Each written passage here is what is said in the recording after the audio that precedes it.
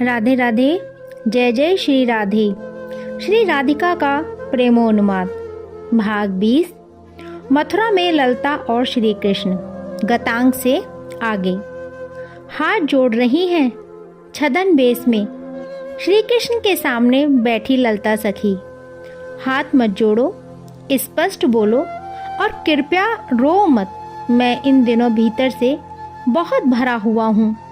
श्री कृष्ण ने ललता को जब रोते और हाथ जोड़ते देखा तो कह दिया, भरा हुआ हूँ? मैं कुछ समझी नहीं। ललता ने सहज होते हुए पूछा। बताने जा रहे थे किंतु रुक गए। फिर श्री कृष्ण बोले, छोड़ो, तुम अपनी बात कहो। कृष्ण की बात पर सजल नयन ललता बोली, आप भरे हैं किंतु हम तो रिक्त हो गई हैं। रिक्त क्यों? कृष्ण ने इधर उधर देखकर फिर पूछा। उस नील मणि के कारण मेरी सखी अब बिल्कुल रिक्त हो गई है, क्योंकि वो नील मणि ही उनका जीवन था। ठीक तुम कह रही हो कि राजा कंस के किसी दूत ने उस मणि को तुम्हारी सखी के हृदय से छीन लिया है ना? कृष्ण ने पुनः पूछा। हाँ, मैं यही कह रही हूँ और अब मुझे वो मणि मिलनी चाहिए, ललता ने स्पष्ट कहा। कुछ सोचकर कृष्ण बोले, यदि मणि का प्रमाण तुम्हारे पास हो तो वो अवश्य तुम्हें मिल जाएगी। किंतु क्या महाराज? क्या तुम्हारे पास कोई प्रमाण है? तुम जोगन, क्या प्रमाण होगा तुम्हारे पास? नहीं महाराज, मैं प्रमाण अपने साथ रखती हूँ और हाँ, मैं स्पष्टवादी हूँ। और सामने वाला भी स्पष्ट बोले, मुझे वो अच्छा लगता है। ललता बोली, मैं बिना प्रमाण के नहीं बोलती। आप आज्ञा दें, मैं अभी प्रमाण प्रस्तुत करती हूँ। कुछ सोचने लगे कृष्ण, फिर ललता की ओर देखा। मुंह ढकी हुई है ललता। उसको देखने का प्रयास करते हैं कृष्ण, किंतु ललता छुपा रही है अपना मुख। वैसे क्या प्रमाण है तुम्हारे पास? कृष्ण ने पूछा। लंबी श्वास ली ललता ने, फिर बोलना आरंभ किया।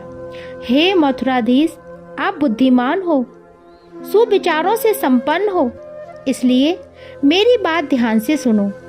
ललता शांत गंभीर होकर बोली, हमारी सखी ने सर्व समर्पण किया, उसको सज्जन पुरुष मानकर।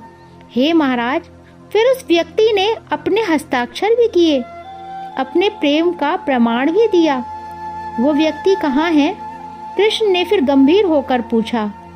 वही बात तो कह रही हैं हम कि उस व्यक्ति ने हमारी सखी से विश्वासघात किया महाराज, और भाग कर चला आया है मथुरा। ललता तन कर बोली, इस समय वो कहाँ है? हे महाराज, वो मथुरा में है। कृष्ण को सोचने लगे, फिर बोले, तुम्हारे मथुरा आए हुए कितने दिन हो गए? तर्जनी और मध्यमा दिखाकर ललता ने कहा, 2 दिन। क्या इन 2 दिनों में वो तुम्हें मिला? हाँ, मिला ना। मैं आपको भी दिखा सकती हूँ। ललता अब पूरे आवेश में है। उस व्यक्ति के हस्ताक्षर तुम्हारे पास हैं? हाँ है महाराज, और किसी कारणवश वो अलग मुकर भी जाए तो साक्षी देने वाले बहुत लोग हैं और सब जीवित भी हैं, कोई मरे नहीं हैं। ललता आक्रामक हो उठी। और क्यों ना हो, उसकी सखी के प्राणों पे बन जो आई है। आप कहेंगे तो उन सब सखियों को भी मैं यहाँ ला सकती हूँ, वो सब अभी हैं। ललता एक श्वास में सब बोल गई थी। इतने में ही नहीं रुकी ललता, वो आगे बोली, आप विचारशील हैं, आप सब समझते हैं, इसलिए मैंने आपके श्री चरणों में सब निवेदन कर दिया है।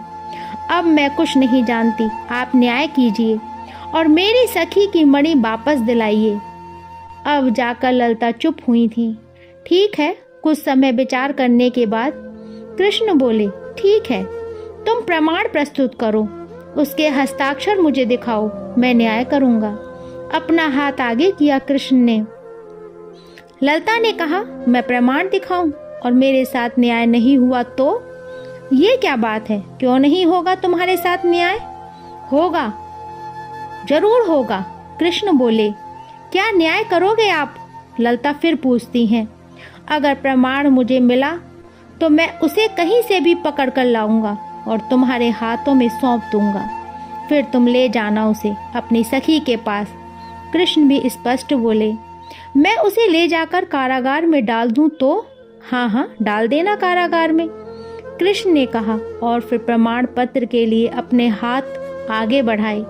महाराज क्षमा करें, कुछ बातें स्पष्ट हो जाएं तो वो उचित रहेगा। ललिता फिर बोली, अब क्या है?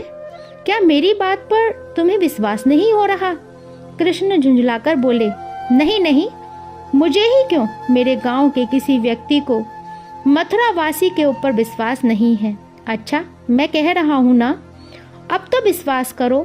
कृष्ण ने विनीत भाव से और हाथ जोड़कर जब कहा, तब सजल नयन हो गए ललिता के। बस यही चतुराई जानते हैं मथुरा वाले, किंतु हम तो नागरी हैं नहीं, हम तो वनों में रहने वाली जंगली हैं, भोली हैं। इसी भोलेपन का लाभ उठा लिया उस व्यक्ति ने और छीन ली हमारे सखी की मणि, नीलमणि। हाय, तनिक भी दया नहीं आई मेरी सखी के ऊपर। उस व्यक्ति को भाग कर आ गया मथुरा। ललिता सखी अब रोने लगी। मत रो जोगन, मत रो। कृष्ण के हृदय में सूल की तरह चुभ रहा है ललिता का रोना। अपने चादर से अश्रु पोंछे ललिता ने, फिर बोली, अच्छा महाराज, अगर वो अपराधी आपके राज परिवार का हुआ तो? वो मैं भी अगर हूँ तो भी दंड दूंगा, अपने आप को ही दंड दूंगा। कृष्ण एक न्यायप्रिय राजा की तरह दहाड़ कर बोले।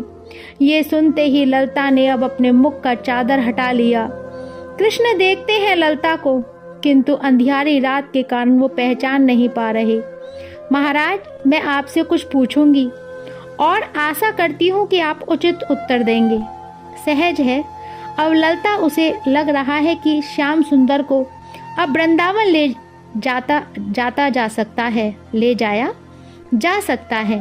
वो मन ही मन अपनी स्वामिनी से बात करती हैं। स्वामिनी, श्याम सुंदर अब आएंगे वृंदावन? हाँ, पूछो, जो पूछना है पूछो। कृष्ण भी सहज हो गए थे। मैंने राधा नाम लिया तो आप बेचैन क्यों हो गए? ओहो, ललिता कोई सामान्य तो है नहीं। इस प्रश्न ने फिर झकझोर दिया था कृष्ण को। उनको रोमांच होने लगा, नेत्र मानो बरसने के लिए तैयार हों। महाराज, एक प्रश्न और। ललिता ने अवसर जाना और दूसरा प्रश्न और कर दिया। राधा आपकी क्या लगती है? उफ, ये क्या प्रश्न कर दिया ललिता ने। पर ललिता ने जानबूझकर ये प्रश्न किया था। ये देखना चाहती है कि कृष्ण के हृदय में उसकी स्वामिनी राधा की स्थिति क्या है। इस प्रश्न को सुनते ही हिलकियां शुरू हो गईं कृष्ण की और वो रो पड़े, राधा राधा राधा। 2 बार ही बोल सके थे, फिर अपने को संभाल कर नेत्रों को बंद कर लिया कृष्ण ने। जय जय श्री राधे श्याम।